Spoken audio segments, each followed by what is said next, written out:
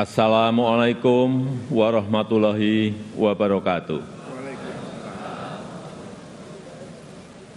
Selamat pagi, salam sejahtera bagi kita semuanya. Shalom, Om Swastiastu, Namo Buddhaya, salam kebajikan. Yang saya hormati Wakil Presiden Republik Indonesia, Bapak Profesor Dr. Kiai Haji Ma'ruf Amin beserta Ibu Wuri Estu Ma'ruf Amin. Yang saya hormati Ketua, para Wakil Ketua dan para anggota Majelis Permusyawaratan Rakyat Republik Indonesia.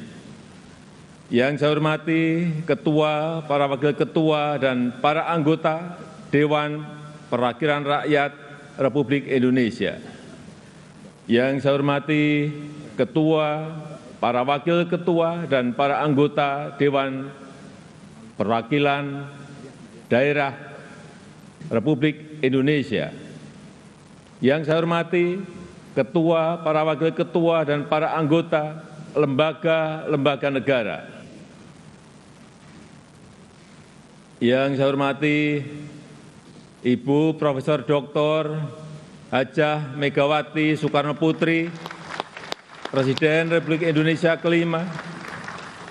Yang saya hormati Bapak Jenderal TNI Tri Sutrisno dan Bapak Dr. Haji Hamzahas.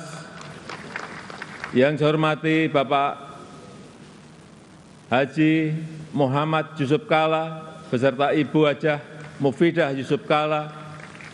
Yang saya hormati Ibu Hajah Sinta Nuriyah Abdurrahman Wahid. Yang saya hormati Yang Mulia para Duta Besar negara-negara sahabat dan para pimpinan perwakilan badan dan organisasi internasional.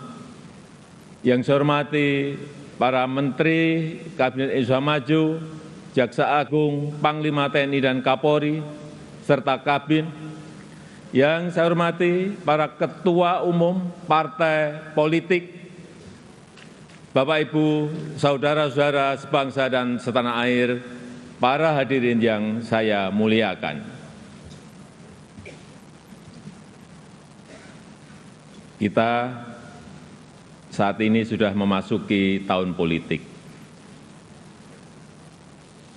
Suasana sudah hangat-hangat kuku dan sedang tren ini di kalangan politisi dan parpol. Setiap ditanya capres dan cawapresnya, jawabannya belum ada arahan Pak Lurah.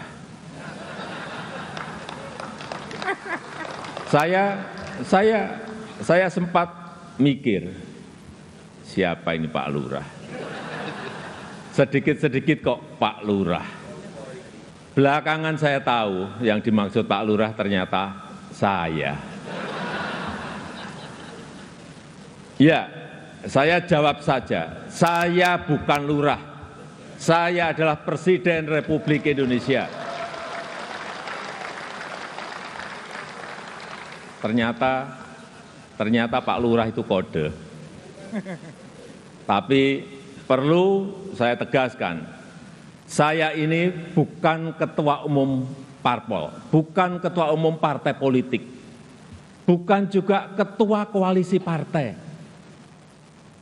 Dan sesuai ketentuan undang-undang, yang menentukan capres dan cawapres itu adalah partai politik dan koalisi partai politik. Jadi saya ingin mengatakan, itu bukan wewenang saya, bukan wewenang Pak Lurah,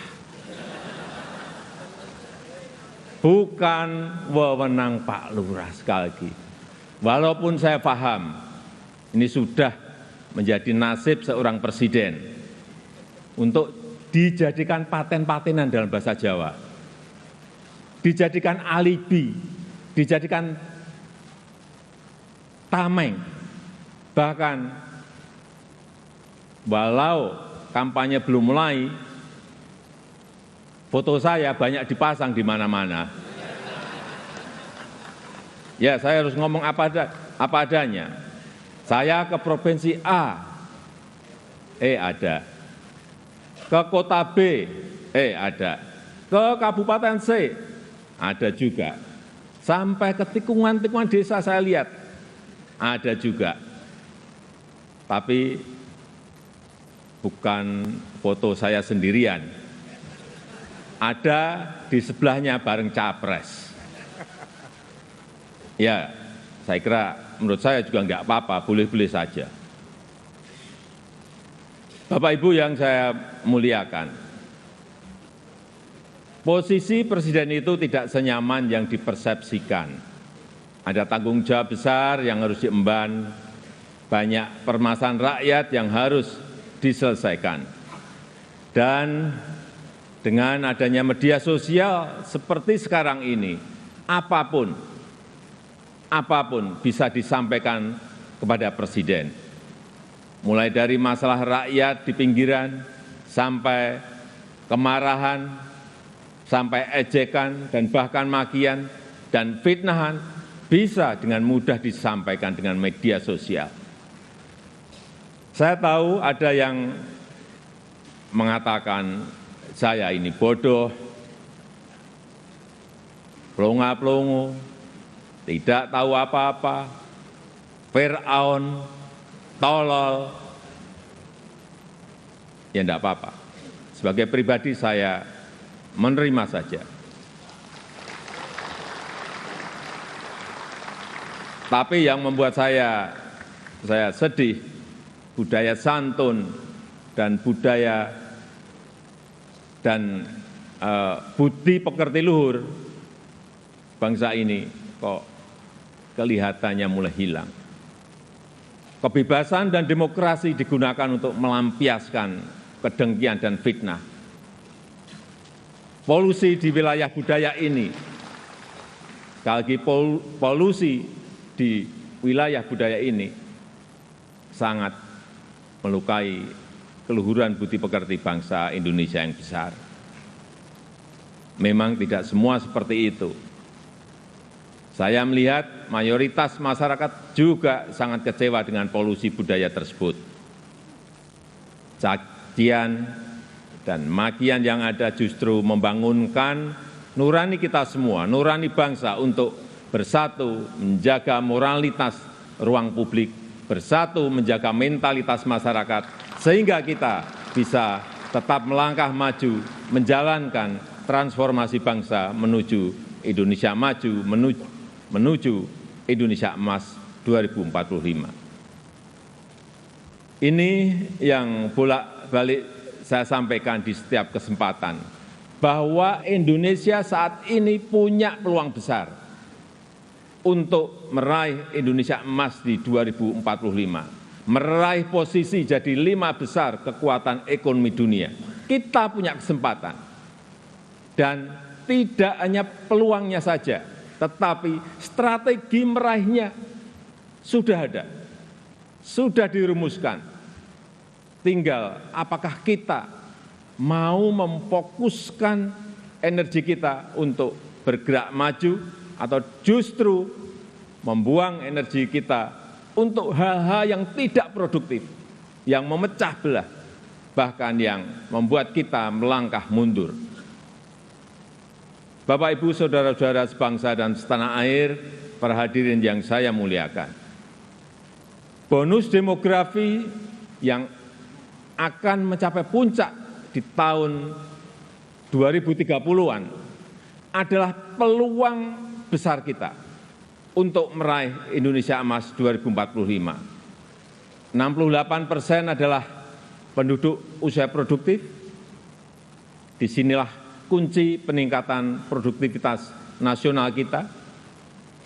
Selanjutnya, peluang besar yang kedua adalah international trust yang dimiliki Indonesia saat ini, yang dibangun bukan sekedar melalui gimmick dan retorika semata, melainkan melalui sebuah peran dan bukti nyata keberanian Indonesia dalam bersikap.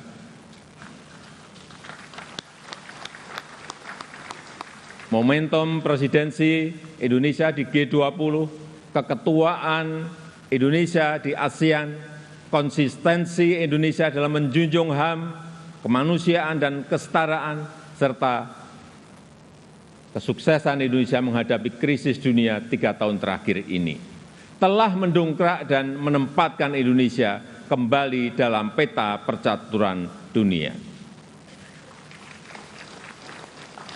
Dan di tengah kondisi dunia yang bergolak akibat perbedaan Indonesia dengan Pancasilanya, dengan harmoni keberagamannya, dengan prinsip demokrasinya, mampu menghadirkan ruang dialog, mampu menjadi titik temu dan menjembatani perbedaan yang ada. Lembaga think tank Australia, Lowy Institute, menyebut Indonesia sebagai middle power in Asia dengan diplomatic influence yang terus meningkat tajam, dan Indonesia termasuk satu dari 6 negara Asia yang mengalami kenaikan comprehensive power. Tapi kemudian ada yang bilang, memang kenapa dengan international trust yang tinggi, rakyat kan makannya nasi. International trust nggak bisa dimakan. Ya, memang tidak bisa. Sama seperti jalan tol, tidak bisa dimakan. Ya memang.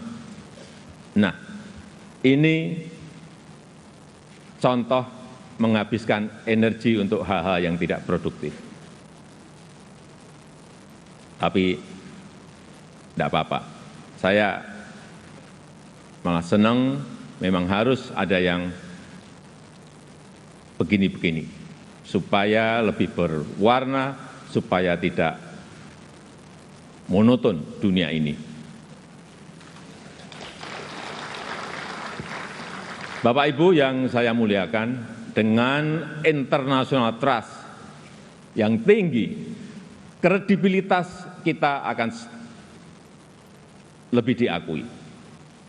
Kedaulatan kita akan lebih dihormati. Suara Indonesia akan lebih didengar, sehingga memudahkan kita dalam setiap bernegosiasi. Peluang tersebut harus mampu kita manfaatkan. Rugi besar kita jika melewatkan kesempatan ini, karena tidak semua negara memilikinya dan belum tentu akan kembali memilikinya. Sehingga strategi pertama untuk memanfaatkan kesempatan ini adalah mempersiapkan sumber daya manusia Indonesia.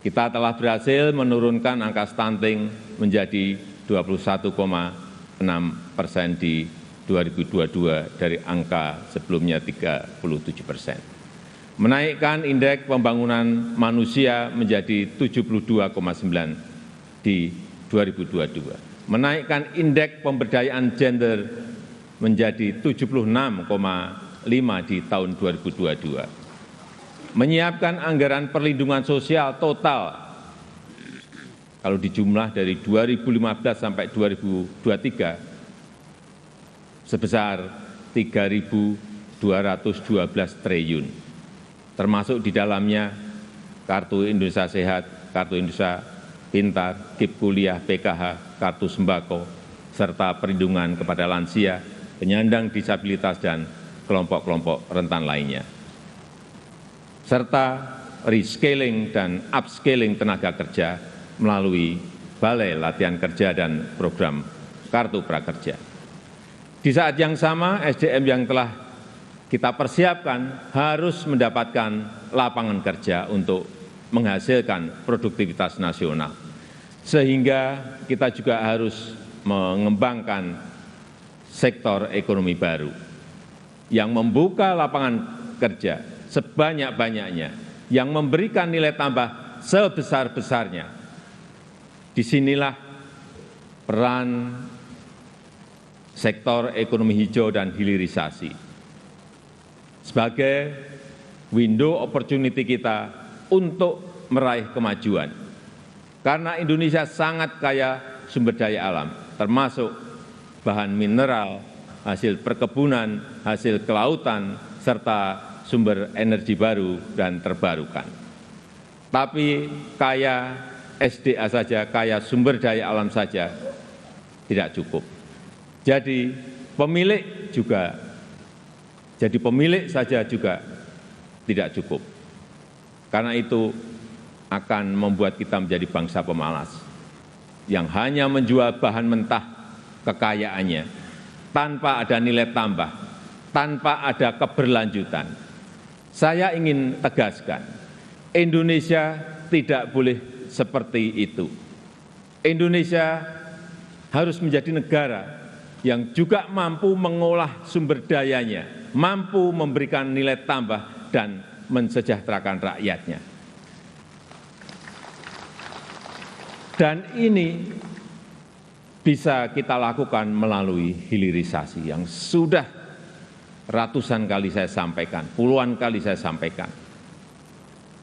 Hilirisasi yang ingin kita lakukan adalah hilirisasi yang melakukan transfer teknologi, yang memanfaatkan sumber energi baru dan terbarukan, serta meminimalisir dampak lingkungan. Pemerintah telah mewajibkan perusahaan tambang sekarang ini untuk membangun pusat pembibitan, membangun pusat persemaian, untuk menghutankan kembali lahan pasca tambang, pasca penambangan.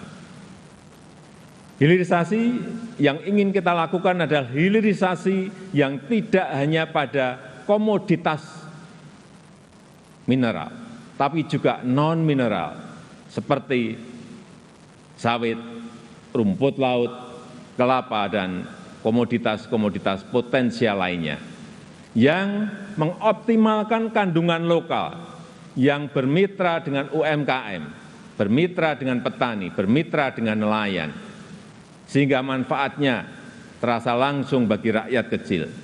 Upaya ini sedang kita lakukan dan harus terus dilanjutkan. Ini memang pahit bagi para pengekspor bahan mentah. Ini juga mungkin pahit bagi pendapatan negara dalam jangka pendek. Tapi jika ekosistem besarnya sudah terbentuk, jika pabrik pengolahannya sudah beroperasi, saya pastikan ini akan berbuah manis pada akhirnya. Terutama bagi kesejahteraan masyarakat Indonesia.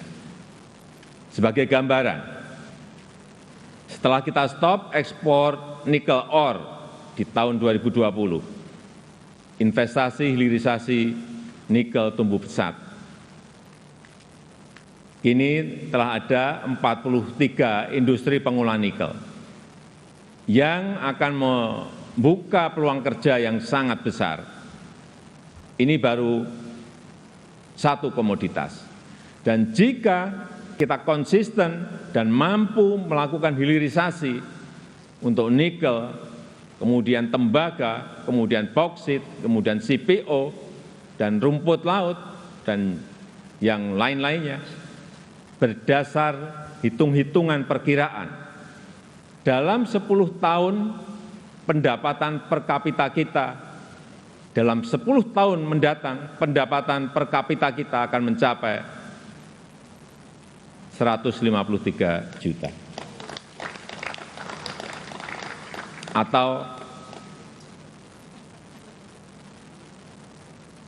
10.900 US dollar. Dalam 15 tahun, pendapatan per kapita kita akan mencapai 217 juta rupiah.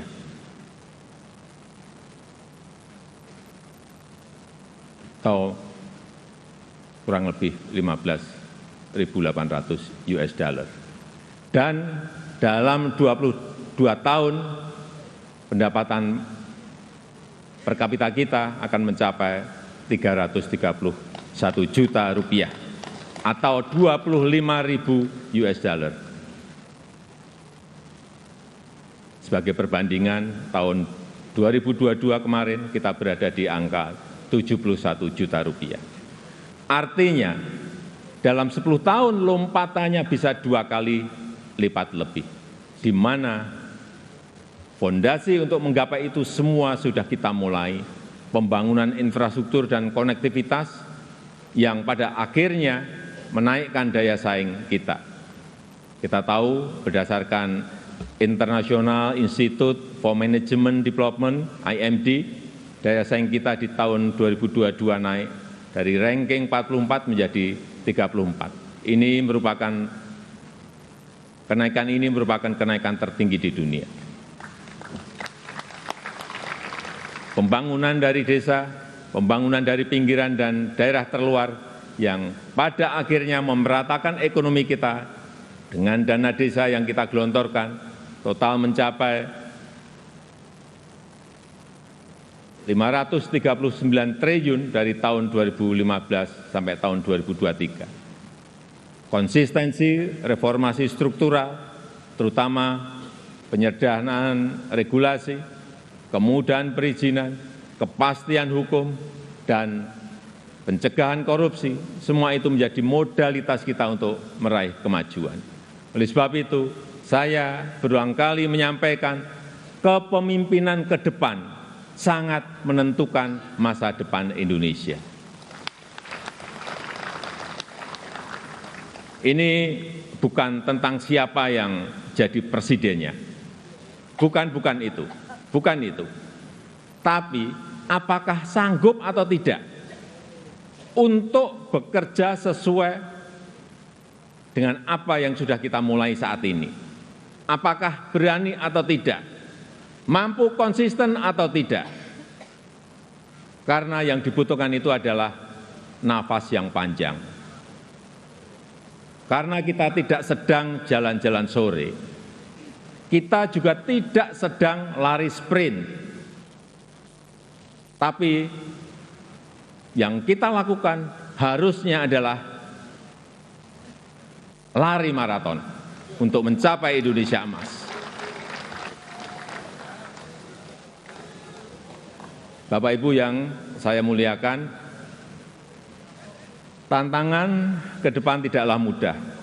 Pilihan kebijakan akan semakin sulit, sehingga dibutuhkan keberanian, dibutuhkan kepercayaan untuk mengambil keputusan yang sulit dan keputusan yang tidak populer. Oleh sebab itu, menurut saya, pemimpin itu harus punya public trust, karena kepercayaan adalah salah satu faktor penentu bisa berjalan atau tidaknya suatu kebijakan, bisa diikuti atau tidaknya sebuah keputusan. Ini adalah modal politik dalam memimpin sebuah bangsa besar seperti Indonesia. Selain itu, seorang pemimpin juga membutuhkan dukungan dan kerjasama dari seluruh komponen bangsa. Oleh sebab itu, saya ingin mengucapkan terima kasih kepada pimpinan lembaga tinggi negara, para ulama, para tokoh agama, para tokoh masyarakat, dan para pemimpin adat, kepada guru, budayawan, tenaga kesehatan, dan awak media, kepada partai politik, politisi, aparat pemerintah, dan TNI Polri, serta kepada seluruh lapisan masyarakat yang telah memberikan dukungan selama ini. Saya juga menghargai upaya MPR dalam memperkokoh fondasi kebangsaan, meningkatkan pemahaman ideologi bangsa, mengkaji substansi dan bentuk hukum pokok haluan negara, serta menguatkan kerjasama internasional untuk berkontribusi pada pemecahan persoalan global. Dukungan DPR juga sangat luar biasa besar dalam mendukung reformasi struktural, mendukung upaya perbaikan tata kelola pemerintahan, menghindari penyelewengan pengelolaan keuangan negara, dan mempersiapkan pelaksanaan pemilu serentak tahun 2024. DPD sesuai dengan kewenangannya juga telah aktif menyerap aspirasi masyarakat daerah, berperan dalam penyusunan beberapa RUU, dan juga melakukan telaah terhadap sistem tata negara kita. Kontribusi BPK juga sangat signifikan dalam mendorong pertanggungjawaban anggaran serta perbaikan berkelanjutan program prioritas nasional. Upaya MA, Mahkamah Agung dalam menciptakan keadilan patut diapresiasi melalui peningkatan transparansi peradilan, pengembangan sistem peradilan berbasis elektronik, serta percepatan proses penanganan perkara dengan biaya murah. MK, Mahkamah Konstitusi juga terbukti semakin cepat dalam menyelesaikan perkara, transparansi dalam proses persidangannya, dan mempermudah pelayanan para pencari keadilan. KY, Komisi Yudisial, terus aktif melakukan advokasi, pelatihan, dan investigasi, menjatuhkan sanksi tegas terhadap hakim yang melanggar untuk menegakkan kehormatan, keluhuran, martabat, dan perilaku hakim. Selain itu, saya juga mengucapkan terima kasih kepada Bank Indonesia, OJK, LPS, KPK, Ombudsman, KPU, Bawaslu, Komnas HAM, dan lembaga-lembaga nasional lainnya yang telah berkontribusi sesuai peran dan kewenangannya. Semoga Allah SWT, Tuhan Yang Maha Esa, senantiasa mempermudah upaya kita dalam meraih Indonesia maju yang kita cita-citakan. Marilah kita bersatu padu, terus melaju untuk Indonesia maju. Dirgahayu Republik Indonesia, Dirgahayu Negeri Pancasila, merdeka! Merdeka! Merdeka! Terima kasih. Wassalamualaikum warahmatullahi wabarakatuh. Om Santi Santi Santi Om. Namo Buddhaya.